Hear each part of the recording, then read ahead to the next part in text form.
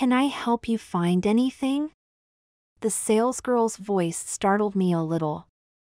I turned and smiled at her, then held up the two tops I had been debating over, one in each hand. Actually, yes, you can, I answered, still smiling. I can't decide which of these to get. Maybe you can help me decide?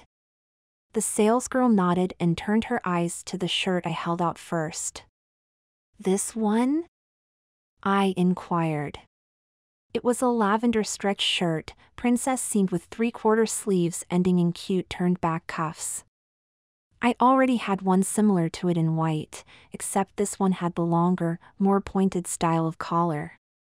Or, this one? I held the second one out for her to see clearly. This one was a very cute hot pink knit top in a cotton lycra blend. Very stretchy and form-fitting. It, too, had the popular three-quarter sleeves, but these ended in a 1-inch ruffle. The neckline was scooped, though not deeply. They are both very contemporary styles, ma'am, and either would look fantastic on you, the salesgirl enthused. I knew she was going to say something like that. I wanted to coax her into doing it so I could drop my surprise on her, see if she really wanted to make a sale or not. Oh, it's not for me, I said, shaking my head. Her eyes got a knowing look, thinking, I'm sure, I was going to say it was for a friend or relative. She was right, but not the way she imagined. They're for my brother. The salesgirl's eyes widened in confusion as she turned her head and followed my arm that now pointed at my younger brother standing slightly behind a nearby clothes rack. His face was flushed in humiliation. You're going to make him look like a girl? The salesgirl stammered, looking back at me. Her eyes kept darting back to my mortified brother. She looked like she was trying to keep from laughing in shock or amusement. No, I answered casually. He's going to be dressed like a femboy. I want everyone to know that he's just a boy in girls' clothes. At least when they see him up close. My brother turned an even deeper shade of crimson and hung his head in shame. The salesgirl's head swept back and forth between him and I, trying to figure out if this was a joke being played on her or something for real. You're serious? She asked. I nodded gravely. Why are you doing this to him? I mean, did he do something bad to deserve this or what? I motioned my brother to come over and stand next to me. He shuffled over, head still bowed. I placed a finger under his chin and forced him to lift his head. He is a tyrant sometimes, I told her. He doesn't usually use physical force on anyone, but he seems to dearly insulting others. Especially boys who are smaller than him. He calls them sissy. The salesgirl was nodding in understanding as I spoke. Even girls get unmercifully teased by him, pulling their hair or commenting on what they are wearing. Isn't that right, Chris? I looked hard at my blushing brother. He shrugged a little, but looked even more scared as he saw the salesgirl was glaring at him.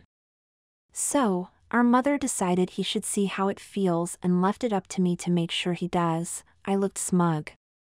This is my solution. The salesgirl muttered how she couldn't stand people like that when she was in school and thought this was a great way to get one back, all the while glaring at Chris. She turned to me and said she'd be happy to help. I was relieved, glad she didn't freak out. She brought my attention to the clearance sign on the rack I had taken the two tops from. 50% off. She said I could get him both for what I was figuring on paying for one, now. I beamed and thanked her, handing the two tops to Chris to carry. We have some really cute skirts. I bet he'll be so embarrassed having to wear them, the salesgirl smiled, getting into it. I shook my head, though. No. Not right now, anyway. Only girls wear skirts and he isn't going to be a girl. Just a sissy. I'd like to find him jeans or shorts. Something feminine, though. He'll only wear skirts for special things. My brother looked sharply at me when I said that. The salesgirl giggled and seemed to think for a moment. We have a few things that may be just what you're looking for, she said brightly. Great. I beamed back. Tell you what, you find something for him to match the pink top. I want him to try it on before we buy it, if that's okay?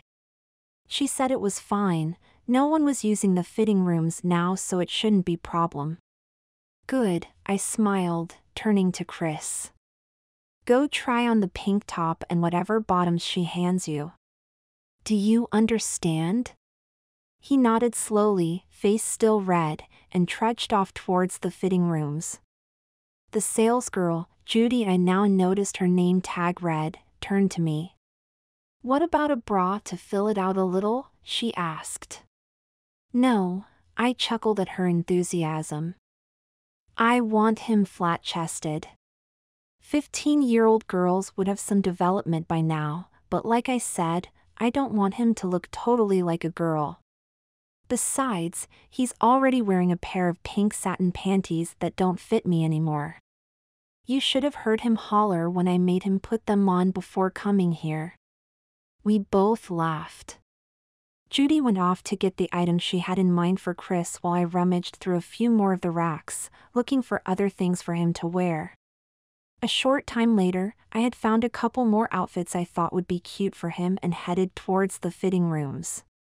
Judy was waiting outside of them for me. She grinned from ear to ear as I walked up and placed my other selections on the counter. I had to help him get dressed in what I picked, she told me, conspiratorially winking.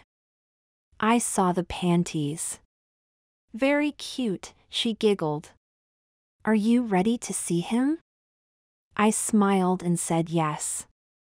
Judy stuck her head in the archway and called for Chris to come show us his cute new clothes. He came shuffling out, still red in embarrassment and with his head hung low. Oh, that's just adorable on him. I almost squealed when I saw him. Excellent choice. He stood there in the pink knit top. The ruffled sleeves ended just below his elbows. The cotton lycra clung to him well, seeming to emphasize his very boyish chest, as opposed to enhancing the small breasts a girl his age might have had. The scoop neck made this contrast even more noticeable as well as making his boyish face and hair very obvious. Judy had even placed 2 small, pink barrettes in his hair on the left, much like a girl would wear. Yet it did little to make his hairstyle seem very feminine. I loved it. But I loved what else she had picked out for him even more. It was a pair of dark blue denim capris.